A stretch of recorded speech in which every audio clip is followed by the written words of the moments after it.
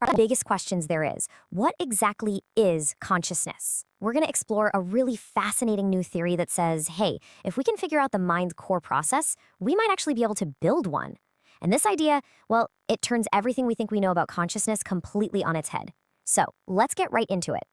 I want to kick things off with a question that honestly sounds totally backward. What if the whole point of having a conscious mind isn't to take in more of the world, but to aggressively, ruthlessly ignore almost all of it? Stick with me here because this crazy-sounding idea might just be the key to everything. To get our heads around this, we first have to talk about a paradox that's happening inside your body, like right now. We're going to start with a super simple everyday feeling to uncover a massive mystery about our own minds. Just for a second, really imagine the feeling of the sun on your arm. That simple, gentle sensation of warmth. It feels like one thing, right? A single, unified feeling.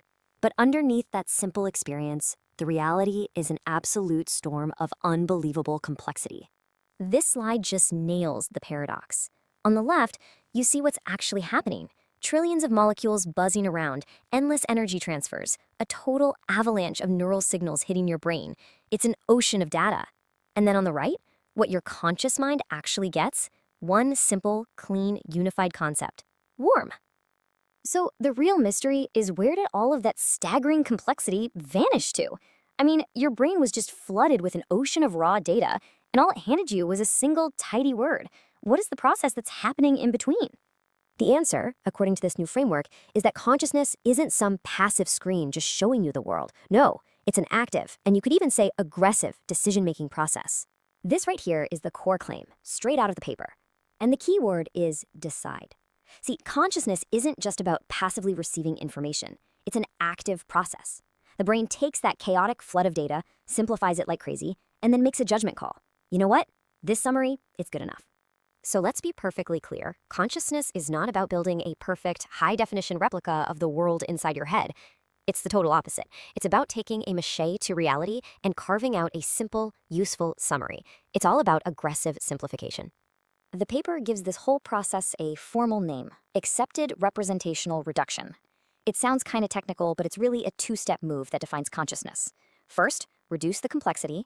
And second, and this is the really vital part, accept that simplified version as a good enough stand-in for the real thing. Think about a thermostat. It also reduces information, doesn't it? It takes all the temperature data in a room and boils it down to a simple on or off. But it's not conscious, so why not? Because it never creates an internal object of cold. It never accepts that state as its reality. It just reacts. A conscious mind, on the other hand, does. It takes all the data, it creates the object of cold, and then it accepts that object. And that single act of acceptance is what creates the unified feeling of being cold. So how does the brain actually do this? How does it decide what's good enough? Well, it happens through what the theory calls the good enough cycle, which is basically a step-by-step process that turns total chaos into a conscious thought. It all starts here.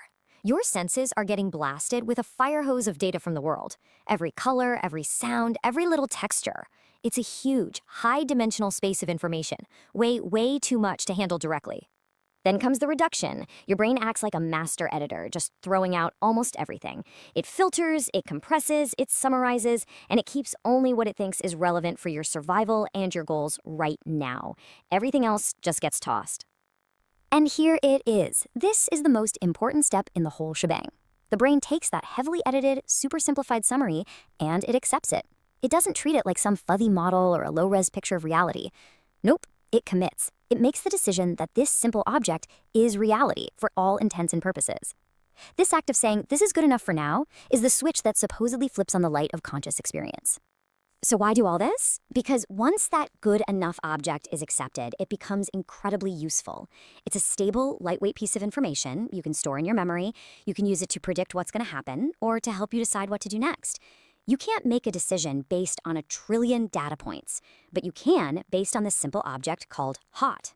It is the ultimate cognitive shortcut. Now, if this theory is right, it's about way more than just our brains.